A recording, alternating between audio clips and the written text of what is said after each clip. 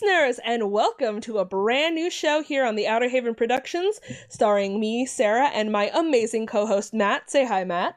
Hi, I'm amazing. Yes, you are. This is Pitchin' Pilots. Now, if you have not heard of us, it's because we're brand new, which is always a lot of fun. So, basically, this is the show where Matt and I have agreed upon a list of shows that one of us has seen, but the other has not, and we are going to pitch them to each other and basically see if the other one can guess if we'd want to watch this show. It's sort of just, it's like a little mystery game that we like to play. You know, if you're tuning in with us for the first time, great. If you're coming in after listening to a later episode and the format's a little different, you know, bear with us. We're still figuring it out. But I think we're going to have a lot of fun on the show today. What do you think, Matt? I think we'll have a great time as long as no one ever recommends us to watch Devilman Crybaby. Oh, yeah. Oh, no. God. Have you seen it? I mean, I've seen stills. I don't need to see any more. Okay. Good, thanks. Kill the mood. Thanks. So I think in the spirit of chivalry and gentlemanliness, I'm gonna let Matt pitch his first, and let's see how we go. Matt, pitch me your show. My show is a classic remake of a TV show that was somewhat popular in the late 80s. And may have so many reruns, you may have seen it in the 90s. It is so good that even though it's an animated show, so they changed the art style of it, and they have top talented voice actors in it. There's an episode where you'll find Don Cheadle in there, because God knows we all love Don Cheadle. Whoa. Don Cheadle? Don Cheadle, that's right. Don Cheadle's out here doing, so this is an animated show. Exactly, yep. He pops in for like an episode during the first season. That's cool. Yeah.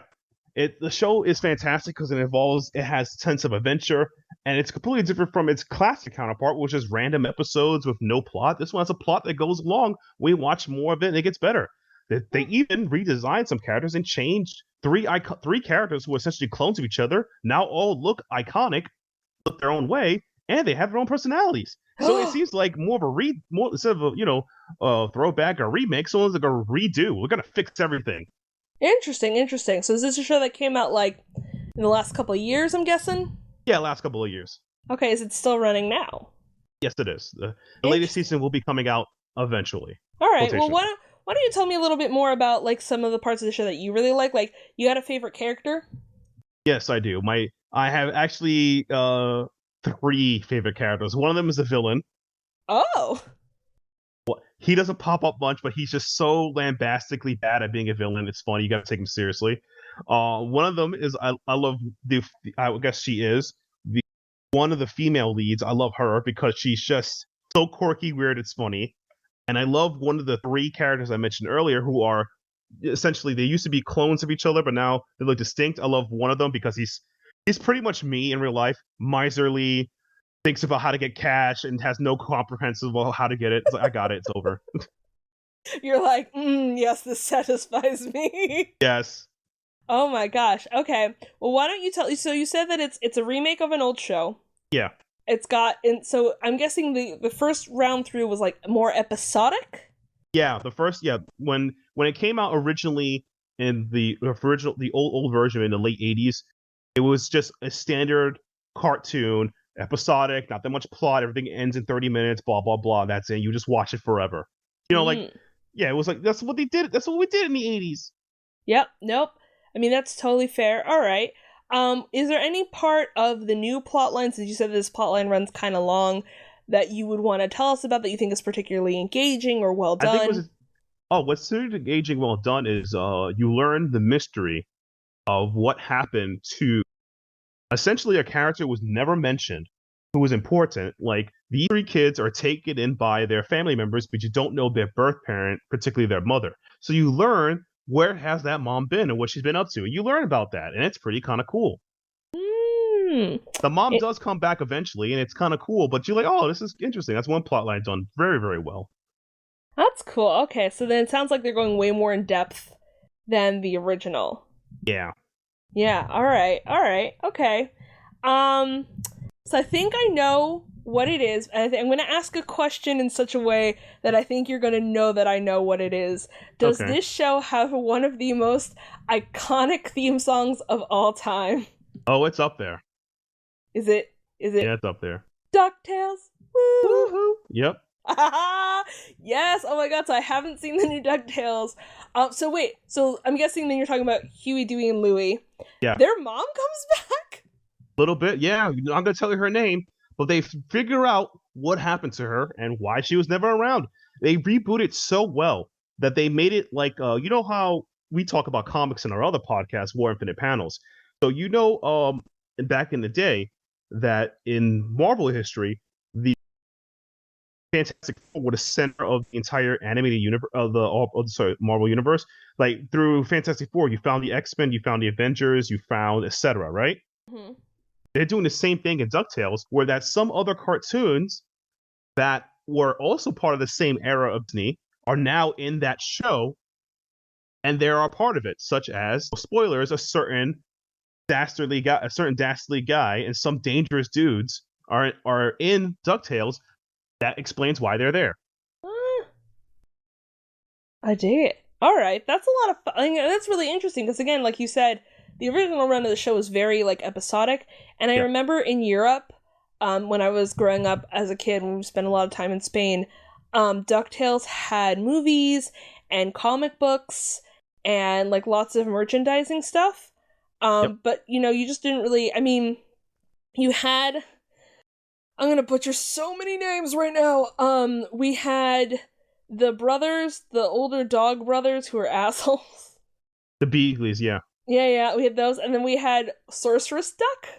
Yes, just Magica, yeah. Yeah, and I was always just like, this is cool, but like, there wasn't anything really bigger tying to it. So then I want to go back. So your favorite characters are... All right, I want names. Are you gonna guess it, or you want to give it to you? Okay, I think one of them's got to be. I think her name is Webby. Yes, she's precious. Yes, I know Webby is played by Kate Micucci, who I fucking love. All right. Oh god, like, she is a dream. She's so freaking talented. She's in. If you don't know anything about Kate Micucci, first of all, wow, sad for you. Second of all, she is in a comedy duo. With Ricky Lanholm. It's called Garfunkel and Oates, and their music is amazing. She plays ukulele. She was in Scrubs. She is the voice of Sandy in Steven Universe. She plays Webby in this show. Also Tiny. I think she's Tina and Bob's Burgers. No, it's not her. Okay, that's Kristen. That's Kristen Shaw. Okay, just want to be sure because and I think you mean Louise because Tina's played by a man. Yeah, all right. Yeah.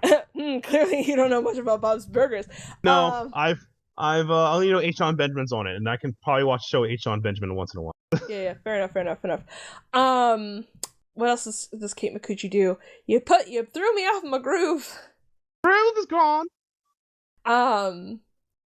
Yes. So, but anyway, she's amazing, and I love her, and she's super great. And if you don't know anything about Kate Micucci, you should rectify that right away because she's awesome.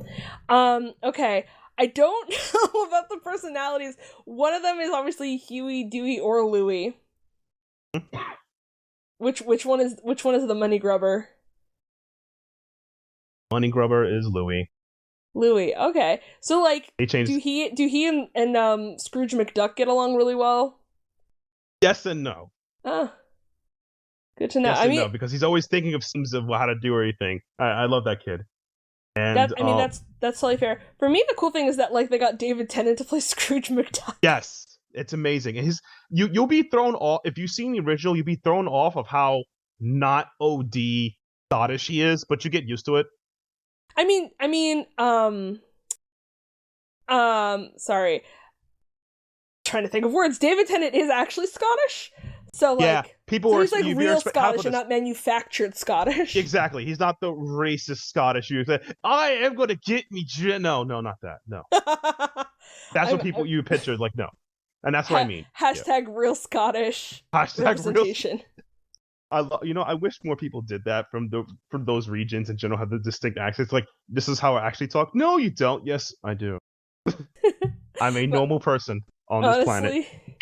I just want him to yell Miller. If you've ever seen Broadchurch, great show. Yeah. Also David Tennant. David Tennant is great. As for the villain, unless it's the Sorceress Duck, no, or the brother people, no. I My don't. Yeah, favorite I got villain nothing. I don't remember. Is my, this an original OG villain? is the original OG villain. Yes. But is it the other Scottish duck? Yeah, but you find out he's may not be who he says he is. Wow, what a little bitch. He's extremely petty. He loses his mind on everything. I'm gonna do a little spoiler. There's an episode where Scrooge dies, quotation marks or whatever, gets into that, and he comes to the grave, lambastically ODs, has a song in place. He literally goes all out when Scrooge is dead. Wow. And I was like, I love this man. And his schemes are stupid. He has no idea what he's doing. Other people know he's dumb, but just let it go along. Like, let him try. He knows it's not going to work. Just do it. It's just so stupid. We got to see how far this goes. Oh my god. Okay. So Also, there's another kid I like. He's also like me. There's a kid named Huey. He is overly cautious, fears the world, thinks everyone's out to get him, lives by a code.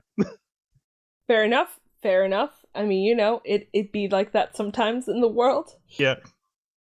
All right. So I have guessed. I don't know what that if I get like a point or something. Like, are we I don't know. like... If we got a point system, this one will never the show will be over. I feel like most of these are going to be pretty obvious. I think it's just more fun to sort of like think about shows in a new way. That's okay. We're just everybody's a winner, you guys. Everybody wins. It's fine. Right. It's fine. It's fine. Okay. So I'm going to go next. And I'm going to have to think about how to represent the show accurately, but also slightly inaccurately, because you'll probably guess what it is. All right. So this is probably... So it's a literary adaptation. It is based on a series of books that does go beyond the book series, though I haven't read the books, which is weird for me, because I really like to read. Basically, it is probably the most successful show on the network it's on.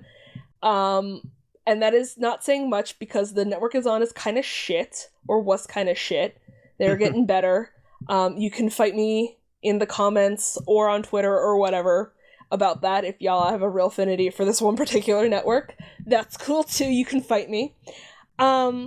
Basically, I want you to close your eyes, Matt. All right. Or like pretend you're closing your eyes. You don't actually have to. All right, I will see nothing. Let's go. All right. I want you to think about typical male protagonist for any kind of TV show, right? All right.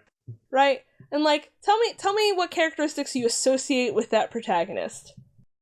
I guess swarmy in some way, suave. Could be, confident, right? Confident, yeah. Braggadocious, maybe. Yeah, no. Our protagonist is not like that at all. Oh boy. Our protagonist is a suicidal graduate student. Played by someone you've probably never heard of. So, wow. We've got suicidal graduate student who is obsessed, and I mean like very sadly obsessed with a fantasy series book, which is very clearly playing off of the Chronicles of Narnia. Because, you know, I guess that it's just, you know, it's easy. It's right there for you. Like, just take it. Just take it, man.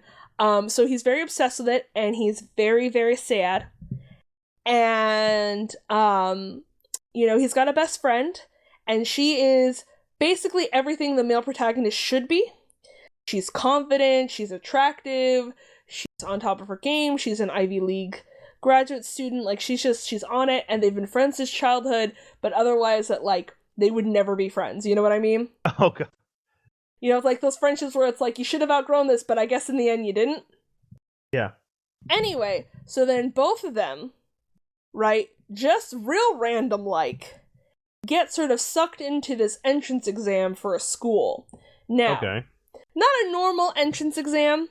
They look at the test, and they're like, what the actual fuck is this?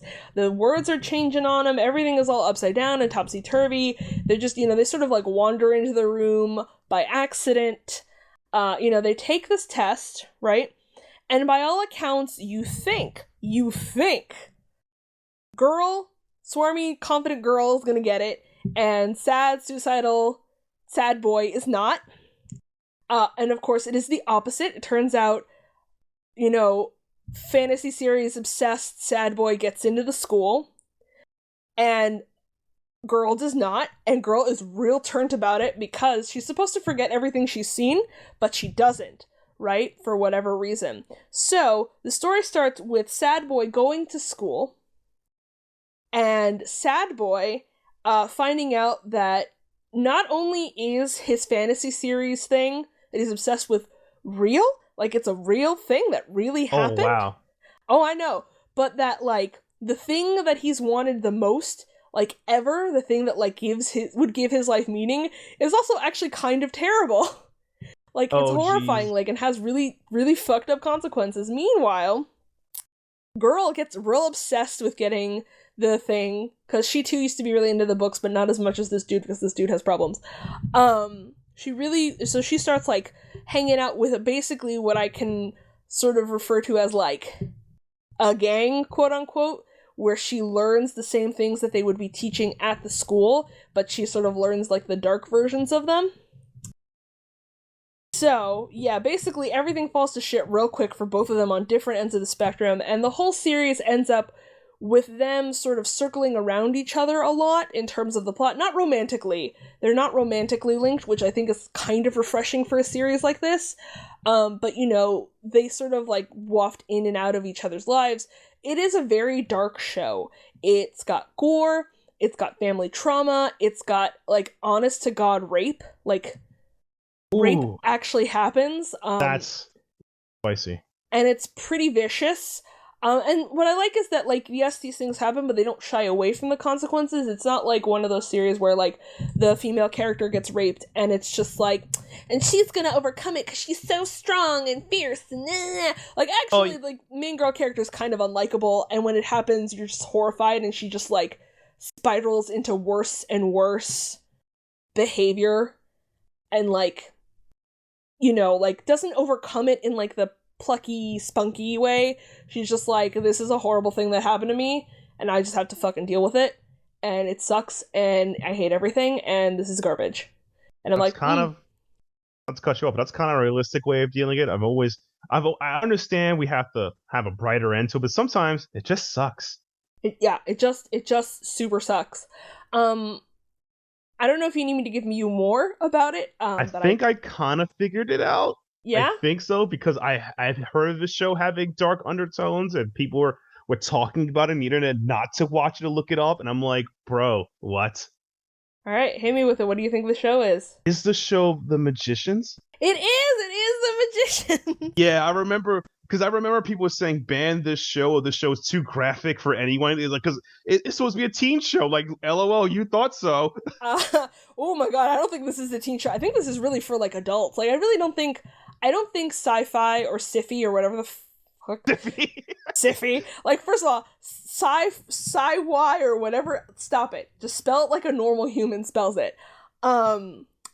I don't think sci-fi makes shows for teenagers. I think they very much aim it at college and older. And yes, I am out here throwing shade saying that The Magicians is the best show on their network, considering how garbage most of their other shows are. I think the only other two good shows they've had are, like, Eureka and Dark Matter, and I think that's about it. But even they weren't as successful as They had Deadly Class for a season. They kind of semi-botched it. Yeah, I've had not heard good things. Yeah, exactly. About Deadly Class. So yes, so I will sort of rehash what I just said. Basically, the show follows Quentin, who is a suicidal grad student who is obsessed with this series of novels called Fillory and Further, which is about two brothers and a sister who end up in Fillory, which is a magical world. And fucked up shit happens. It's very like Chronicles of Narnia, except maybe without so much Jesus allegory. And he's obsessed with it. And so they get into this entrance exam for Drakebills, which is basically Hogwarts, but like grad school Hogwarts. And Julia doesn't get in. Julia is his best friend, and she joins like a magic witch gang called, like, they're called Hedges when they're not like part of like a school. And like a lot of really interesting shit happens in the show. For example, there's one season where they end up in Fillory, like the place the books that Quentin's obsessed with is. People die.